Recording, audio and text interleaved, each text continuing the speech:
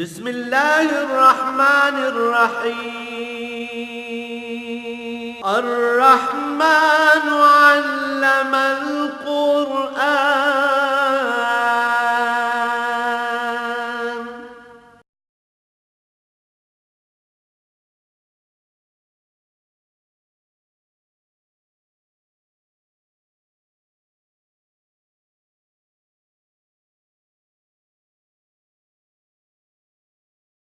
الحمد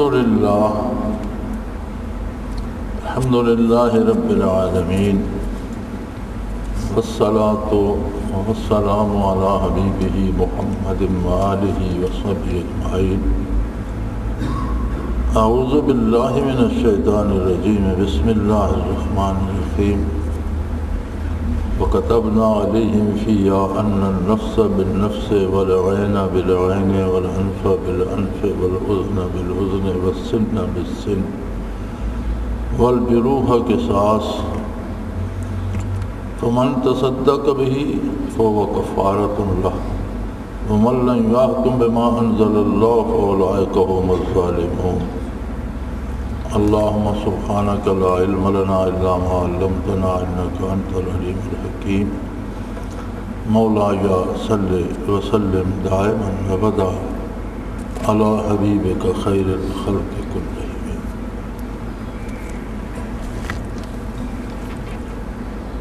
فرمایا ہم نے ان کی کتاب میں بھی ان کے لیے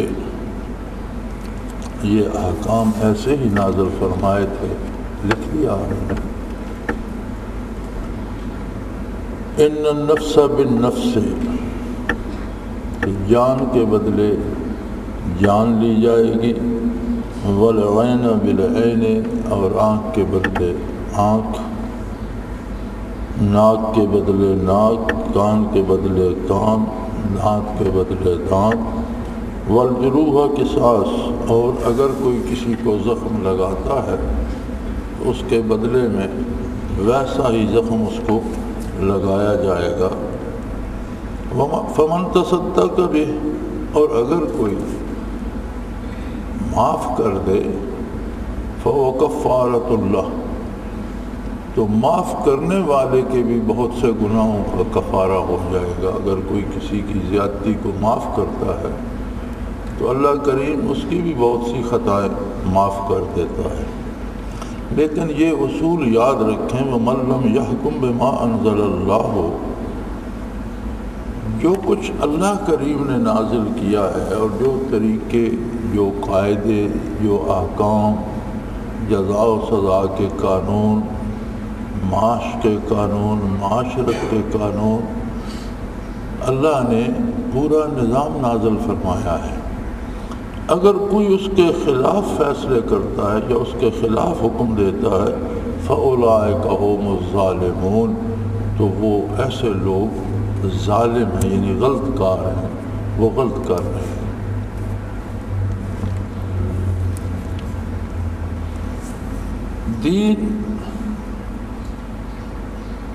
دین برحق جو ہے، ادیان باطلہ کی بات نہیں. دین برحق میں اور ادیان باطلہ میں، لوگوں کے بنائے ہوئے مذاہب میں یہ واضح فرق ہے کہ لوگوں کے بنائے ہوئے مذاہب جو ہیں وہ بھی حصول دنیا کے لیے ہیں، ان میں آخرت کا تصور نہیں ہے. اس دیوی کی پوجا کرو تو اولاد ہو جائے گی، اس دیوتا کی نظر مانو تو بارش ہو جائے گی، یعنی دنیا کے پیسے آ جائیں گے، دولت مل جائے گی. کافر کا دین بھی دنیا ہے، جبکہ مومن کی دنیا بھی دین ہوتی ہے. دنیا کا کام بھی جب وہ کرتا ہے تو آخرت کو مد نظر رکھ کر کرتا ہے کہ میں یہ کاروبار کر رہا ہوں لیکن اس سے مجھے پیسے تو آئیں گے، آخرت میں اس کا نتیجہ کیا ہوگا. اگر وہ آخرت کے لیے درست ہے تو پھر کرتا ہے. اور دین میں دو طرح کی باتیں ہوتی ہیں، ایک اخبار، دوسرے احکام. اخبار جو ہیں وہ تبدیل نہیں ہوتے، ان میں نسخ نہیں ہے۔ خبر جو ہوتی ہے وہ ایک سچی ہوتی ہے، ایک چیز کے بارے ایک خبر سچی ہوگی، اس کے بارے اور 100 خبریں آئیں گی تو سب غلط ہوں گی، ایک سچی ہوگی۔ لہذا جو اخبار ہیں دین میں، آدم علیہ نبینا علیہ الصلوۃ والسلام سے لے کر تمام انبیاء اور رسل نے، آقا نامدار صلی اللہ علیہ وسلم نے بھی وہی ارشاد فرمائے ہیں۔ اللہ کی توحید، آخرت، حشر، حساب کتاب، عذاب و ثواب، جنت دوزخ، محاسبہ، اخروی زندگی، فرشتوں کا وجود، یہ ساری چیزیں خبر سے تعلق رکھتی ہیں۔ لہذا ہر نبی کے دین کا جزو اول رہا ہے لا الہ الا اللہ۔ آدم علیہ السلام نے بھی لا الہ الا اللہ پڑھایا، نوح علیہ السلام نے بھی، اور بعد میں سارے آنے والے انبیاء نے بھی۔ آقا نامدار صلی اللہ علیہ وسلم تک کلمے کا پہلا جز لا الہ الا اللہ رہا۔ اخبار میں تبدیلی نہیں ہوتی۔ رہ گئے احکام، احکام اطاعت الہی کے لیے ہوتے ہیں، اور وہ مالک ہے، وہ قادر ہے، وہ حکیم و دانا ہے۔ لوگوں کے احوال، ان کی استعداد، ان کی علمی استعداد، ان کی جسمانی استعداد، ان کی روحانی استعداد کے مطابق احکام تبدیل ہوتے رہتے ہیں۔ آدم علیہ السلام کے زمانے میں کچھ اور تھے، نوح علیہ السلام کے زمانے میں کچھ اور تھے، موسیٰ علیہ السلام کے زمانے، ابراہیم علیہ السلام کچھ اور تھے، موسیٰ علیہ السلام بھی کچھ اور تھے۔ احکام میں تبدیلی وقت کے لحاظ سے ہوتی چلی آئی۔ جب کوئی نئی کتاب آئی، نئی شریعت آئی، کچھ احکام لوگوں کی استعداد اور وقت کی ضرورت کے مطابق تبدیل کر دیے گئے، حتیٰ کہ جب آقا نامدار صلی اللہ علیہ وآلہ وسلم مبعوث ہوئے تو حضور صلی اللہ علیہ وسلم ساری کائنات کے لیے، ساری انسانیت کے لیے مبعوث ہوئے، اور یہ پہلی دفعہ ہوا اور آخری دفعہ اس لیے ہوا کہ اس کے بعد کسی کی ضرورت باقی نہیں رہی۔ آدم علیہ السلام کے پاس ان کی اولاد اور محدود افراد تھے، ان کے لیے احکام تھے۔ نوح علیہ السلام کے زمانے میں ممکن ہے کچھ بدل گئے ہوں، لیکن جو کتابیں منزل من اللہ ہیں، ان سب کتابوں میں، زبور ہو، تورات ہو، انجیل ہو، ان میں جو احکام نازل ہوئے، علماء حق فرماتے ہیں کہ ان میں سے اگر کسی حکم کو قرآن نے تبدیل نہیں کیا تو وہ آج بھی نافذ العمل ہے، اور جس کو قرآن نے بدل دیا وہ ختم ہو گیا، پھر عمل قرآن کے مطابق، اور جس کو قرآن نے برقرار رکھا وہ برقرار ہے۔ لہذا احکام وقت کے ساتھ بدلتے رہے، لیکن جو احکام آقا نامدار صلی اللہ علیہ وسلم پر نازل ہوئے، اب قیامت تک ان میں کوئی تبدیلی نہیں آئے گی۔ یہ ناقابل تنسیخ ہے، ناقابل تبدیل ہے۔ اس سے پہلے جو آیہ کریمہ گزری اس میں فرمایا کہ جو اللہ کے احکام کے مطابق فیصلے نہیں کرتے، اولئک هم الکافرون، وہ کافر ہیں، ان کا ایمان نہیں ہے۔ یہاں فرمایا کہ اللہ کریم نے نظام عدل دیا ہے، اور نظام عدل میں یہ بنیادی بات ہے کہ جتنی زیادتی کسی نے کی ہے اس کے ساتھ اتنا بدلہ لیا جائے، اس سے زیادہ۔ انصاف کا مطلب یہ ہوتا ہے کہ دونوں کے ساتھ انصاف کیا جائے، جس کے ساتھ زیادتی ہوئی ہے اس سے بھی انصاف کیا جائے، لیکن جس نے زیادتی کی ہے اس کے ساتھ بھی ظلم نہ کیا جائے، اس کے ساتھ بھی عدل کیا جائے۔ جتنی اس نے زیادتی کی ہے اتنی سزا کا وہ مستحق ہے، اس سے زیادہ کا نہیں۔ اگر کسی نے قتل کر دیا ہے تو اس کے بدلے اس کی جان لی جائے، اس نے جرم ہی ایسا کیا ہے، لیکن اگر اس نے کسی کا کان کاٹ دیا تو اس کے بدلے اس کو قتل نہ کیا جائے، اس کا کان کاٹ دیا جائے۔ ناک کاٹ دی ہے تو ناک کاٹ دی جائے، دانت توڑا ہے تو دانت توڑا جائے، یا زخم لگایا تو زخم لگایا جائے۔ اور اس کے ساتھ پھر ایک خوبصورت بات نظام عدل میں یہ رکھی ہے کہ جس کے ساتھ زیادتی ہوئی ہے،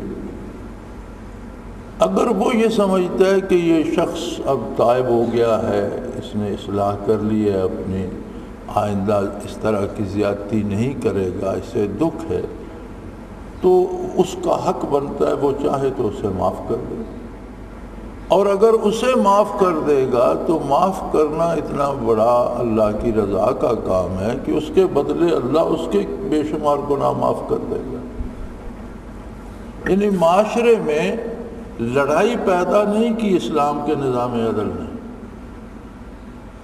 ایک شخص نے کسی کی ایک انگلی کاٹی ہے، آپ اس کا بازو کاٹ دیتے ہیں تو وہ تو انتقاماً شاید اگلی دفعہ اس کا سر کاٹے گا، اسے یہ احساس ہوگا کہ میں نے جرم تھوڑا کیا ہے، میرے ساتھ زیادتی کی گئی ہے۔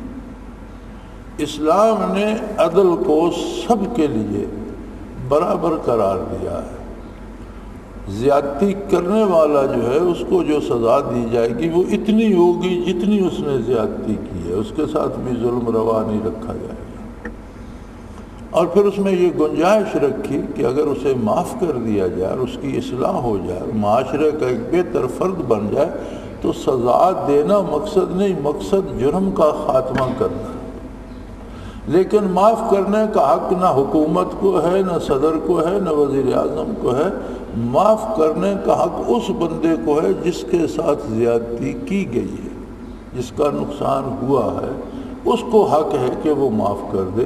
اگر وہ معاف کر دے تو اللہ کریم نے فرمایا کہ اس کے بے شمار گناہوں کا کفارہ ہو جائے گا، اللہ اس کے بے شمار گناہ معاف کر دے گا۔ لیکن ایک بات یاد رکھو، وَمَن لَّمْ يَحْكُم بِمَا أَنزَلَ اللَّهُ، جو لوگ ایسے فیصلے کرتے ہیں جو اللہ کے نازل کردہ قانون کے مطابق نہیں ہوتے، فَأُولَٰئِكَ هُمُ الظَّالِمُونَ، یہ لوگ بڑے ظالم۔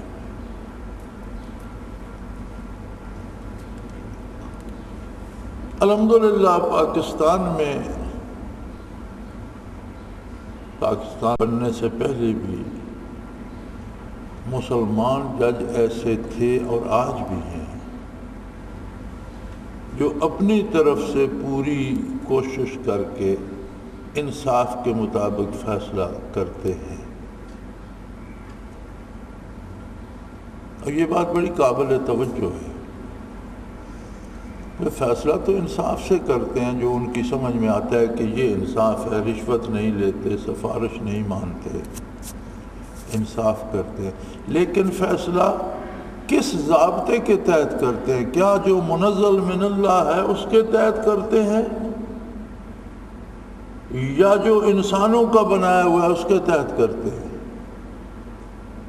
ہماری تو بدقسمتی یہ ہے کہ پون صدی کے قریب ہم پہنچنے والے ہیں، پاکستان بنے کو 61-62 سال ہونے والے ہیں، یہاں وہی غلامانہ نظام ہے جو انگریز نے مفتو اور غلام لوگوں کے لیے بنایا تھا۔ قانون شہادت بھی وہی ہے، دفعات بھی وہی ہیں جرائم کی، اور ان کی سزا بھی وہی ہے جو انگریز نے مقرر کی تھی۔ لہذا آج جو جج صاحبان بڑے انصاف سے فیصلہ کرتے ہیں وہ بھی ظلم کرتے ہیں اللہ کے نزدیک، کہ وہ قرآن کے مطابق نہیں کرتے، انگریز کے بنائے ہوئے قانون کے مطابق کرتے۔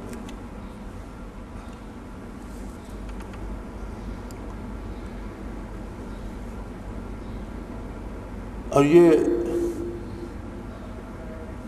ہمارا پورا معاشرہ قرآن سے اس قدر ہٹ چکا ہے کہ یا تو انہوں نے قرآن کریم کو عملیات کی کتاب سمجھ لیا۔ بے شمار لوگ ایسے ہیں جو کچھ آیات پڑھیں گے، کچھ صورتیں پڑھیں گے، یہ فلاں نے بتائی، یہ فلاں نے بتائی، یہ فلاں نے بتائی، اس سے بیماری ٹھیک ہوگی، اس سے روزی ملے گی، اس سے یہ ہوگا۔ یا تو قرآن کو عملیات کی کتاب سمجھ لیا ہے، یا پھر مرنے والے کے لیے پڑھتے ہیں۔ کوئی مر رہا ہو تو سرحانِ قرآن لے کے بیٹھ جاتے ہیں. وہ علامہ مرحوم نے ایک شعر میں کہا تھا، اس کا دوسرا مصرع ہے کہ از یاسین او آساں بے میری، کہ تو قرآن کی سورہ یاسین کو ختم اس لیے کرتا ہے کہ مرنے والا آسانی سے مر جائے. یعنی جو کتاب حیات تھی، جو ایسی زندگی دینے والی کتاب تھی جو اس عالم میں بھی سربلندی عطا کرے اور اگلے عالم میں بھی، آخرت میں بھی سرفرازی عطا کرے، اس کو تم نے مرنے کے لیے بنا لیا. یعنی کتاب حیات ہے یہ، اس پر عمل کر کے دونوں عالم کی سرفرازی حاصل کرو. اس کی بجائے تم نے یہ سمجھ لیا کہ قرآن پڑھو جلدی مر جاتا ہے مرنے والا. عجیب بات. تو ہمارے ہاں ہمیشہ ظلم ہو رہا ہے. جب سے پاکستان بنا ہے تب سے اب تک کسی کام، کسی عدالتی فیصلے کو آپ انصاف نہیں کہہ سکتے، اس لیے کہ اگر وہ انصاف ہے بھی تو قرآن کے مطابق نہیں ہے، اسلام کے مطابق نہیں ہے، انگریزی قانون کے مطابق ہے. قانون شہادت وہی ہے جو انگریز کا ہے. شرعی طور پر ہر بندہ گواہی نہیں دے سکتا. اسلام کے نزدیک گواہ کو سنجیدہ، مخلص اور سچا ہونا چاہیے. اگر کسی پر جھوٹ ثابت ہو جائے کہ یہ جھوٹ بولتا ہے، اس کی گواہی قابل قبول نہیں ہوگی. اگر کوئی سزا یافتہ مجرم ہے، اس کی گواہی نہیں لی جائے گی. بلکہ یہاں تک ہے کہ راستہ چلتے ہوئے کوئی شخص کھاتا پیتا جاتا ہے تو فرمایا گیا کہ اس کی گواہی مت لو، یہ آوارہ مزاج آدمی ہے، اس میں تمیز ہی نہیں ہے. کھانے پینے کے لیے بیٹھ کر آرام سے کھائے، راستہ چلتے ہوئے کھاتا جا رہا ہے، اس میں تو کوئی، یہ تو معقول آدمی نہیں ہے، اس کی گواہی نہ قبول کی جائے. آوارہ سا آدمی. تو ہمیں جو انصاف بھی ملتا ہے وہ بھی ظلم ہے، کیونکہ وہ انصاف نہیں ہوتا اور اللہ کے حکم کے مطابق نہیں ہوتا. اتفاقاً مماثلت ہو جاتی ہے، اللہ کا حکم کر کے وہ فیصلہ دیتے بھی نہیں. تو اتفاقاً مماثلت ہو جائے تو وہ انصاف تو نہ ہوگا. فرمایا اولئک هم الظالمون، یہ تو ظالم ہے، ظلم کرتے ہیں. پہلے بہت سخت لفظ فرمایا تھا کافرون. ظالمون بھی اس سے کم نہیں ہے، چونکہ ظلم کی جو انتہا ہے، فرمایا ان الشرک لظلم عظیم. شرک جو ہے یہ سب سے بڑا ظلم ہے. اور کفر ہوتا ہے اللہ کا انکار، شرک ہوتا ہے اللہ کے ساتھ کسی دوسرے کو اس کے برابر کا سمجھ لینا. اب اگر ہم اللہ کا قانون چھوڑ کر غیر کے بنائے ہوئے، کفار کے بنائے ہوئے قانون کے مطابق فیصلہ کرتے ہیں تو یہ تو بات شرک سے بھی بڑھ گئی کہ ہم نے ان کو اللہ کی عظمت پر اہمیت دی.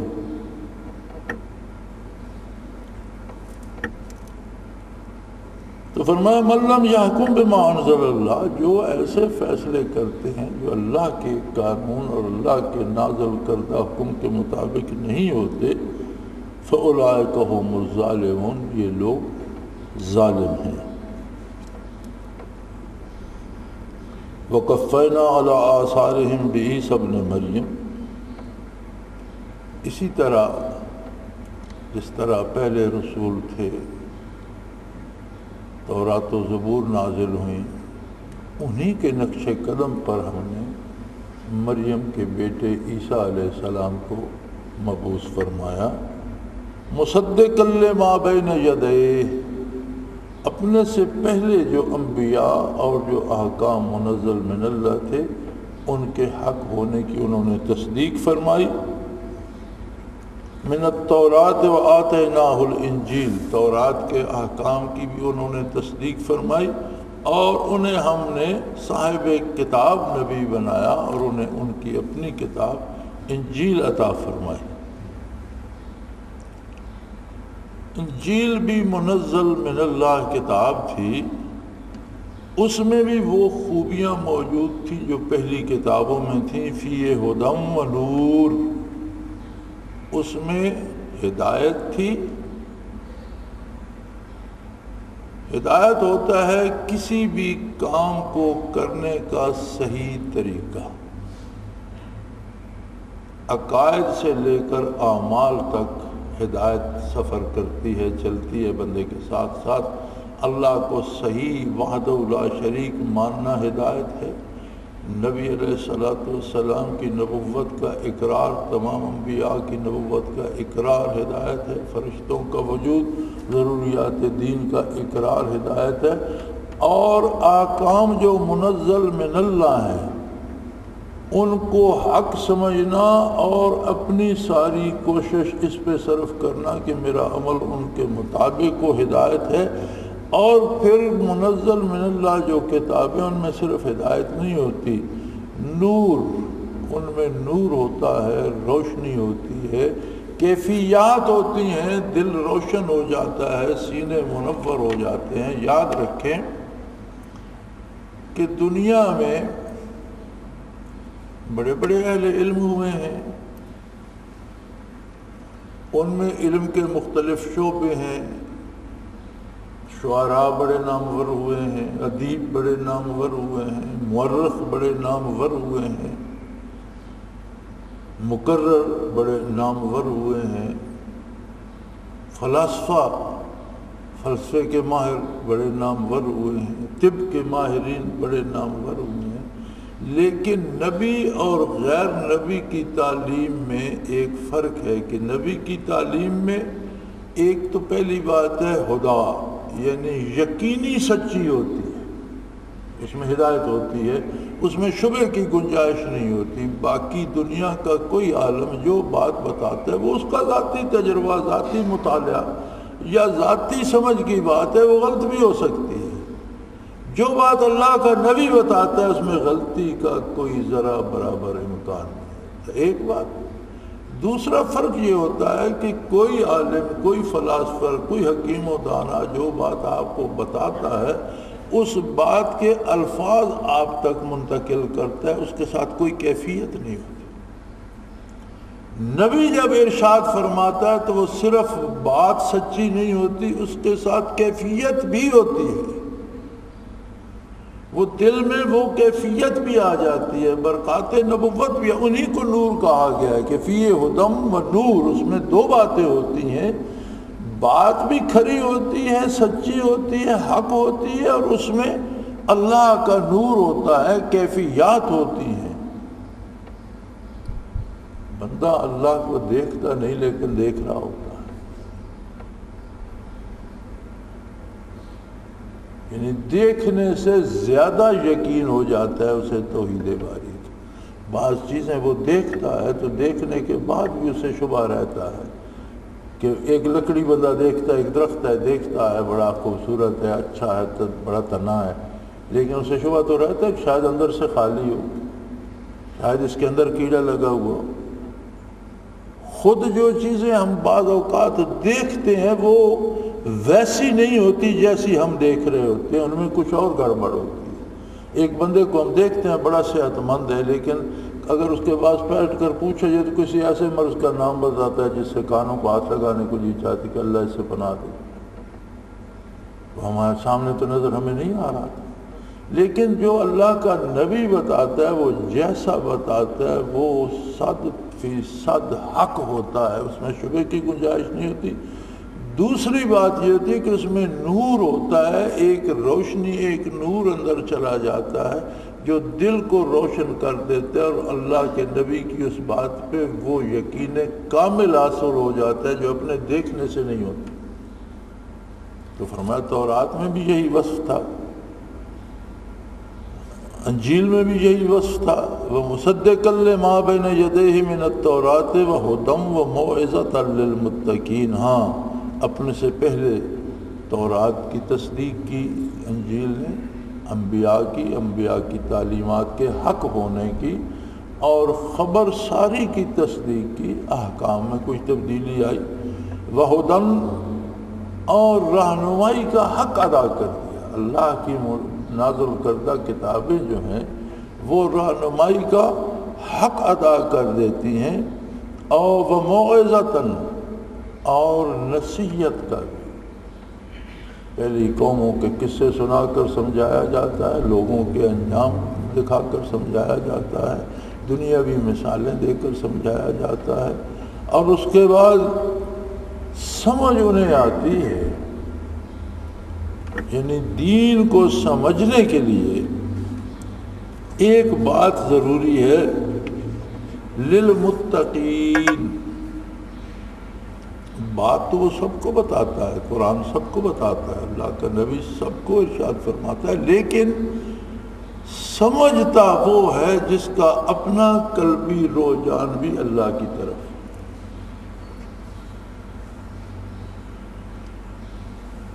انسان کو اللہ نے بے شمار خصوصیات دی ہیں جو دوسری مخلوق میں نہیں ہیں۔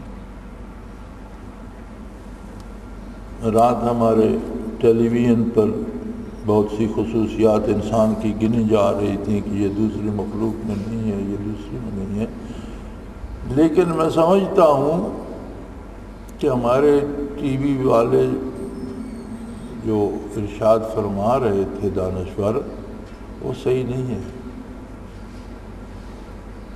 بڑی عجیب بات ہے کہ یہ چیزیں جو انہوں نے گنی یہ دوسری مخلوق میں بھی ہیں۔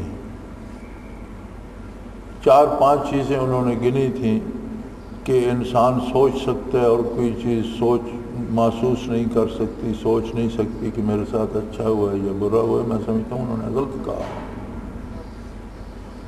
جانور بھی یہ سوچتے سمجھتے ہیں اور پیڑ پودے بھی یہ سوچتے سمجھتے ہیں۔ آپ کسی پودے کو پیار محبت سے پانی دیں تو اس کے پھلنے پھولنے کا انداز اور ہوگا، اور کسی کو ویسے ہی پانی دیتے ہیں وہ اور طرح سے پھولے گا۔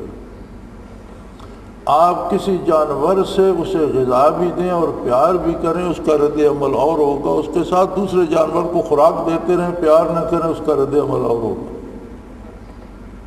اس کا مطلب ہے جانور بھی سمجھتے ہیں، سوچتے ہیں۔ ایک خصوصیت صرف ایسی ہے جو انسان میں زائدہ اور دوسری کسی مخلوق میں نہیں، حتیٰ کہ فرشتوں میں نہیں، وہ ہے معرفت الہی۔ فرشتے جو ہمیشہ اطاعت الہی کرتے ہیں، حکم کی اطاعت کرتے ہیں، حاکم کی بارگاہ کی طرف نگاہ اٹھانے کی جرات انہیں نہیں ہے۔ یہ انسان ہے کہ ہوش سنبھالتی اس کے پہلا سوال اس کے دل میں جو آتا ہے یہ ہے کہ اللہ کون ہے، کہاں ہے؟ تو فرمایا جو اس سوال سے متاثر ہو کر اللہ کو پانا چاہے گا وہ نبی کریم صلی اللہ علیہ وسلم اور قرآن کے ارشادات سے مستفید ہو، اور جس کا دل ہی سیاہ ہو گیا یا پھر گیا یا دوسری طرف لگ گیا، جس کا مطمع نظر ہی دنیاوی عہدہ یا دنیاوی دولت ہوگی، آخرت اللہ کی عظمت سے اسے کوئی تعلق ہی نہیں ہوگا، اسے سارا قرآن سناتے رہو کوئی فائدہ نہیں ہوگا، ساری بات نبی کریم صلی اللہ علیہ وسلم کی بتاتے رہو کوئی ٹس سے مس نہیں ہوگا۔ اور یہی حال ہمارے حکمرانوں اور ارباب اقتدار کا، کیا یہ نہیں سمجھتے قرآن کو، یہ نہیں سنتے، یہ نہیں جانتے نبی کریم صلی اللہ علیہ وسلم کو؟ مرتے ہیں تو شہید ہونے کا تو پتہ ہے، زندگی میں اللہ کی توحید پہ گواہی دینے کا کوئی پتہ نہیں۔ شہید کا معنی ہوتا ہے گواہ، اور شہید اسے کہتے ہیں جس نے مرحمت الہی کی گواہی دی، اس لیے جان دی کہ اس کے جان دینے سے توحید باری جو ہے وہ اس کی تصدیق کرنے کے لیے اس نے اپنی جان دی، اسے شہید کہتے ہیں کہ وہ گواہ ہے اللہ کی توحید پر، اللہ کی عظمت پر، دین کی حقانیت پر، محمد الرسول کی رسالت پر۔ یہ فساد میں آپس میں لڑ کر مرنے والے کیسے شہید ہو گئے؟ میں آپ کو مار دوں، آپ مجھے مار دیں، اور دونوں آپ کے لوگ کہیں آپ شہید ہیں، میرے گئے میں شہید ہوں، یہ تو تماشا ہے، یہ کون سی شہادت؟ فسادوں میں لوگ شہید نہیں ہوتے، شہید ہونے کے لیے بنیاد ہے دین کی تصدیق، دین کی عظمت الہی کو منوانے کے لیے لوگ شہید ہوتے ہیں۔ ظالموں، لٹیروں اور چوروں کی حکومت کے لیے مرنے والے شہید نہیں ہوتے۔ تو انہیں شہادت کا تو پتہ ہے، ان کی زندگی اللہ کی توحید کی گواہی کیوں نہیں دیتی؟ ان کا کردار عظمت الہی کا گواہ کیوں نہیں بنتا؟ یہ جو حکومت کرتے ہیں حکمرانوں کا انداز حکمرانی محمد الرسول اللہ کی عظمت کی گواہی کیوں نہیں دیتا؟ حکمرانی انگریز کے طریقے سے کرتے ہیں اور مارے جائیں تو شہید ہونے کی فکر پڑی ہوتی ہے۔ اس کا مطلب ہے جانتے تو یہ ہیں، علم انہیں ہے، مانتے کیوں نہیں؟ نہ ماننے کی وجہ اللہ کریم نے بتا دی کہ نبی کی تعلیمات میں بڑا لطف ہوتا ہے۔ ایک تو بات کھری ہوتی ہے، اس میں کوئی شبہ نہیں۔ اب ایک بندہ یہاں سے کسی جگہ جانا چاہتا ہے، وہ کسی سے راستہ پوچھتا ہے تو وہ اسے بتائے کہ یار میرا اندازہ ہے یہاں سے فلاں شہر جاؤ گے، فلاں سے بس ملے گی، فلاں جاؤ گے اور اپنی جگہ پہنچ جاؤ گے، لیکن مجھے صحیح پتہ نہیں ہے، تو بے مزہ ہو جائے گا۔ دوسرا بندہ کہتا ہے مجھے بالکل پتہ ہے یہاں سے فلاں بس فلاں تک ملتی ہے، فلاں سے فلاں، اور فلاں جگہ تم اترو گے، فلاں جگہ پہنچ جاؤ، میں نے وہ جگہ دیکھی ہے، میں آیا گیا ہوں۔ تو کتنا دونوں خبروں میں کتنا فرق ہے، کتنا مطمئن ہوگا وہ بندہ۔ اسی طرح نبی اللہ کا جو بھی راستہ، جو بھی فیصلہ بتاتا ہے وہ قطعی اور یقینی ہوتا ہے۔ پھر اس میں ایک تو یہ مزہ ہوتا ہے کہ شبہ کوئی نہیں ہوتا، دوسرا مزہ یہ ہوتا ہے کہ کیفیات دل میں اتر جائے، دل میں نور اترتا ہے، دل کو سکون ملتا ہے، قرب الہی نصیب ہوتا ہے، عند اللہ درجات بڑھتے ہیں۔ تو اس میں دوہری موجیں ہیں، لیکن دل ہو تو تب۔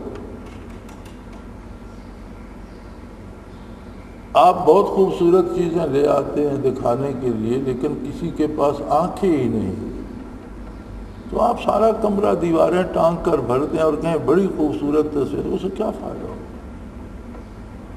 آپ بڑی خوبصورت باتیں قرآن و حدیث کی کریں، لیکن جن کے پاس دل ہی نہیں۔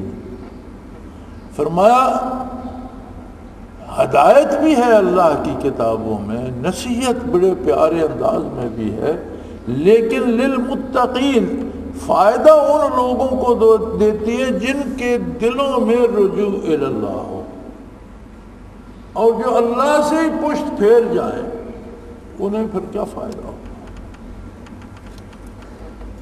ہمارے ارباب اقتدار کو اگر کافرانہ نظام ہی پسند ہے، اور اسلام صرف یہ نہیں کہ اس پہ عمل نہیں کرتے، اسلام پہ برملا تنقید کرتے ہیں اور اسے ناقابل عمل بتاتے ہیں، صریح کفر ہے یہ کہنا کہ اسلام ناقابل عمل ہے، یہ ذات باری کی بارگاہ میں گستاخی ہے کہ اس بندوں کو پیدا کرنے والے نے ایسے احکام دیے جو بندوں کے لیے ممکن ہی نہ تھے۔ اس نے پیدا کر دیے، پھر اسے کوئی پتہ نہیں کہ ان کے ساتھ کیا سلوک کرنا ہے۔ ان کو نے قوت کتنی دی ہے، عقل کتنا دیا ہے، شعور کتنا دیا ہے، استعداد کار کتنی دی ہے، کیا یہ کر سکتے ہیں کیا نہیں کر سکتے۔ تو یہ تو صریح انکار ہے عظمت باری کا، کہنا کہ اسلام قابل عمل نہیں ہے، یہ تو عظمت باری کا صریح انکار ہے جو یہ لوگ سر عام کرتے ہیں اور سارے شہید ہوتے ہیں۔ سو فرمایا انہیں اس لیے فائدہ نہیں ہوتا کہ ان کے دل اللہ کی طرف سے دوسری طرف پھرے ہوئے، فائدہ ان کو ہوتا ہے جن کے دلوں میں رجوع الی اللہ، جن میں یہ آرزو تو ہو کہ میں اللہ کو پالوں، اللہ کی رضا کو پالوں، پھر انہیں فائدہ ہوتا ہے۔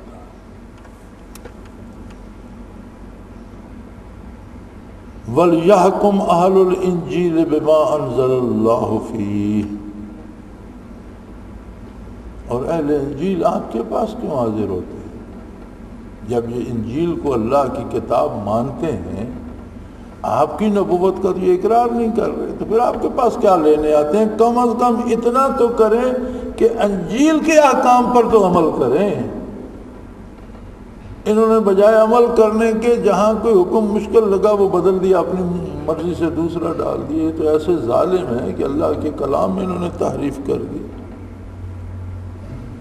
وَمَن لَّمْ يَحْكُم بِمَا أَنزَلَ اللَّهُ فَأُولَٰئِكَ هُمُ الْفَاسِقُونَ، جو اللہ کے حکم کے مطابق فیصلے نہیں کرتے، یہی بنیادی لوگ ہیں جو گناہ کی بنیاد رکھتے ہیں۔ یہ بنیادی وہ ظالم ہیں کہ جو دوسری مخلوق کو بھی گناہ میں مبتلا کرنے کا سبب بن جاتے ہیں۔ سکتے ہیں، اصل فاسق اصل گناہگار یہ لوگ ہیں۔ تو یہاں پر 3 جرم لگائے گئے، 3 فتوے دیے گئے، 3 دفعات لگائی گئیں، اولئک هم الکافرون، اولئک هم الظالمون، اولئک هم الفاسقون۔ یہ گناہ کی بنیاد رکھنے والے بھی ہیں، یہ ظلم کرنے والے بھی ہیں، اور یہ اسلام سے دور کا بھی ان کا کوئی تعلق نہیں، یہ کافر بھی۔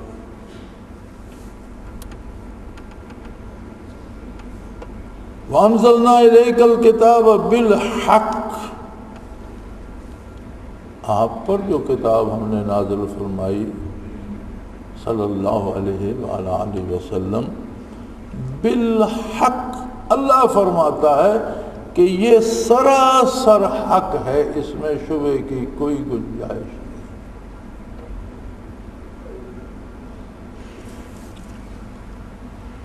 ایک مغرب کا مفکر کوئی بحث کر رہا تھا ٹیلی ویژن پر، اسے اعتراض یہ تھا مسلمانوں پر کہ وہ کہہ رہا تھا کہ یہ جو مسلمان ہیں اور ان کا جو اسلام ہے، they have monopoly on the truth، یعنی انہوں نے سچائی پر اپنی اجارہ داری سمجھ رکھی ہے کہ جو کچھ ہم کہتے ہیں وہی حق ہے، اس کے خلاف حق نہیں ہے۔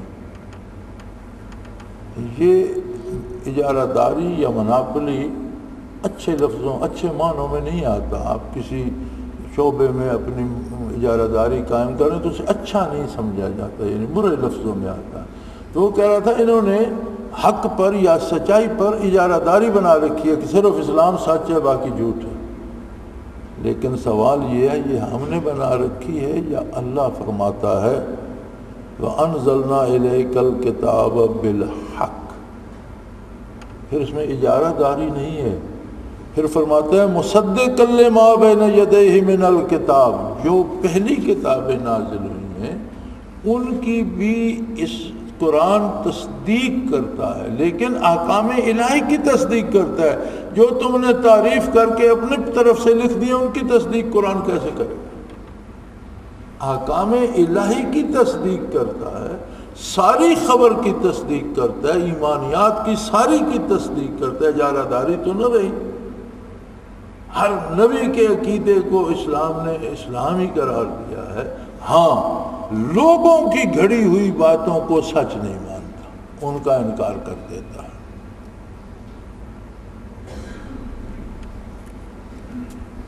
اسلام نہ صرف تصدیق کرتا ہے بلکہ فرمایا وَمُهَيْمِنًا عَلَيْهِ، پہلی باتوں کا محافظ ہے، یعنی تصدیق کر کے ان کو اللہ کا حکم بتا کر ان کی حفاظت کا حق ادا کرتا ہے کہ کوئی حکم اگر اسلام نے تبدیل بھی کر دیا ہے تو اس زمانے کی تردید نہیں کرتا جب وہ حکم تھا، اسے اس وقت اللہ ہی کا حکم بتاتا ہے اور اس پر عمل کرنے کو ثواب قرار دیتا ہے۔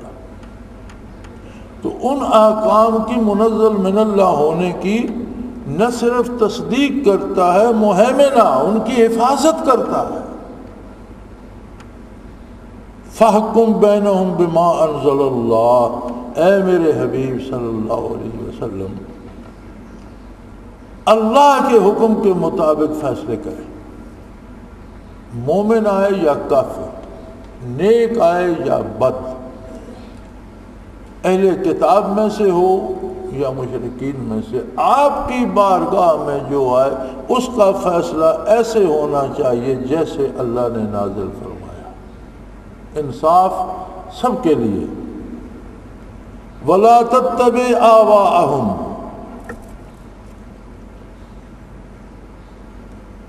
اور لوگ ہر کوئی یہ چاہتا ہے جو میں کہتا ہوں فیصلہ میرے حق میں ہو جائے، ہر آدمی کی اپنی خواہش ہوتی ہے۔ فرمایا لوگوں کی خواہشات کو آپ پرے کا اہمیت نہ دیں، آپ کے پاس منزل من اللہ ضابطۂ حیات موجود ہے، لہذا لوگوں کی خواہشات کو کوئی رائی برابر اہمیت نہ دیں اور فیصلے اس کے مطابق کیے جائیں۔ وآخر دعوانا ان الحمد للہ رب العالمین۔ اللہ اللہ اللہ اللہ اللہ اللہ اللہ اللہ۔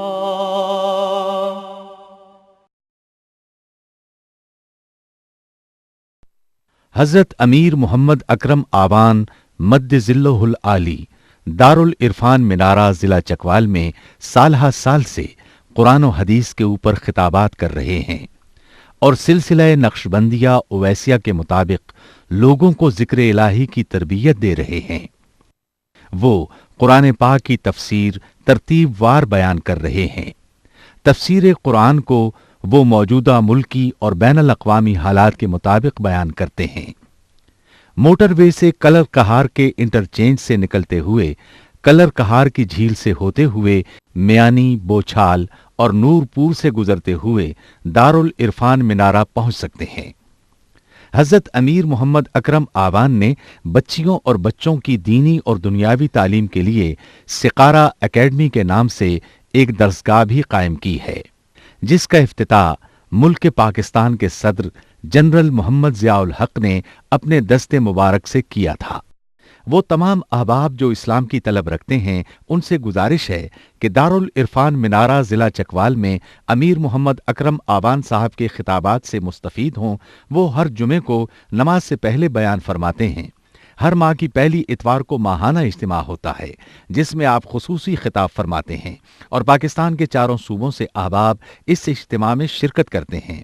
اس کے علاوہ یہاں سال میں 2 مرکزی اجتماعات بھی ہوتے ہیں، ایک رمضان المبارک میں اعتکاف کا اجتماع اور دوسرا جولائی اور اگست میں 40 دن کا اجتماع ہوتا ہے جس میں روحانی تربیت کی جاتی ہے۔ اپنا خون سیماب دے کر اتنا ہم کر جائیں گے، نام آقا کا چمن میں پھر رقم کر جائیں گے۔